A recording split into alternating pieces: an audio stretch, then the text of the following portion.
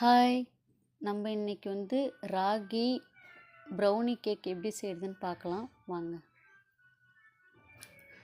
First நம்ம ஒரு பவுல் எடுத்துக்க போகிறோம். அதில் கீ ஆட் பண்ண போகிறோம். கீயை நல்லா ஹீட் பண்ணிக்கிட்டு அதில் டெய்ரி மில்க் சாக்லேட் நம்ம அதில் ஆட் பண்ண போகிறோம். ஆட் பண்ணி நல்லா ஹீட் பண்ண போகிறோம். ஹீட் பண்ணி எடுத்துக்கிட்டு அதை நல்லா கரண்டி வச்சு மிக்ஸ் பண்ணணும். மிக்ஸ் பண்ணி நல்லா அந்த ஹீட்லேயே அந்த சாக்லேட் உருகணும். உருகி நல்ல ஒரு குழகுழப்பு தன்மை வரும். நல்லா அதை கரண்டி வச்சு மிக்ஸ் பண்ணி எடுத்துக்கிட்டு நெக்ஸ்ட்டு நம்ம அதில் எக் ஆட் பண்ண போகிறோம்.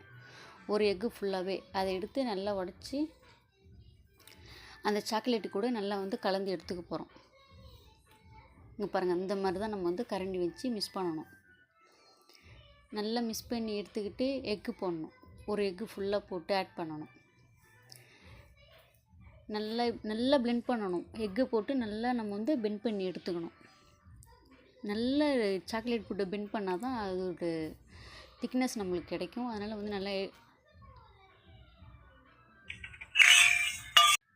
நல்லா நம்ம பிளெண்ட் பண்ணணும். பிளெண்ட் பண்ணிவிட்டு அது கூட ராகி பவுட்ரு ஆட் பண்ணணும். ராகி பவுட்ரு ஆட் பண்ணிவிட்டு நல்லா ப்ரெஷ் பண்ணணும். அந்த சாக்லேட்டு எக்கு கூட நல்லா ராகி பவுட்ரு மிக்ஸ் ஆகிற மாதிரி நல்லா பெண்ட் பண்ணி எடுத்துக்கணும். பெண்ட் பண்ணி எடுத்துக்கிட்டு நெக்ஸ்ட்டு இந்த பாருங்கள், இந்த மாதிரி நம்ம எடுத்துக்கிட்டோம். எடுத்துக்கிட்டு லைட்டாக சர்க்கரை ஆட் பண்ணணும். சுகர் சர்க்கரை போட்டு நல்லா பிளெண்ட் பண்ணிக்கணும்.